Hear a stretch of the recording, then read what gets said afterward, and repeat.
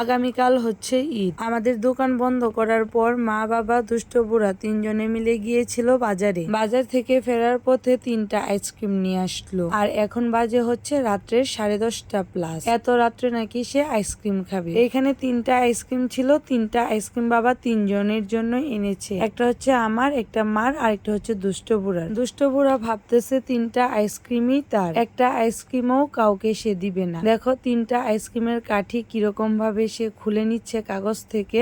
একটা আইসক্রিমই ঠিকভাবে খেতে পারবে না, সেই জায়গায় নাকি 3টা আইসক্রিম সে খাবে। আর তাকে আমি বলতেছিলাম যে এখন খাওয়ার কোনো দরকার নাই, কালকে দুপুরে রোদ্র উঠলে তারপর খাইও, 3টাই খাইও তুমি, তবে আজকে না কালকে খেও। কিছুতেই সে বুঝতেছে না। তার ঠাকুমা এসে বলতেছে আমারটা দিয়ে দাও, আমি খাবো। তার ঠাকুমাকেও দিল না, ঝগড়া করে আরো তার ঠাকুমাকে পাঠিয়ে দিল। অনেক কিছু বলার পর একটা আইসক্রিম রেখে বাকি 2টা আইসক্রিম আমার কাছে দিতে রাজি হলো। 2টা আইসক্রিম থেকে একটা আইসক্রিম মাকে দিয়ে দিলাম খাওয়ার জন্য। আমার ভাগের আইসক্রিমটা আমি ফ্রিজে রেখে দিলাম। এখন রাত্রে 10:30টারও উপরে বাজে। এখন গিয়ে আমি ভাত খাবো। তারপর দুষ্ট বুড়াকে নিয়ে বাবার ঘরে আসলাম। বাবাকেও ভাত দেবো, আমরাও ভাত খাবো। বাবা আবার বলতেছে মজা করে, ভাই আমাকে একটু আইসক্রিম দাও তো খাই। সে বাবাকে বলল এইটা খাই না, এখন আগে ভাত খাও তারপর এইটা খাইও।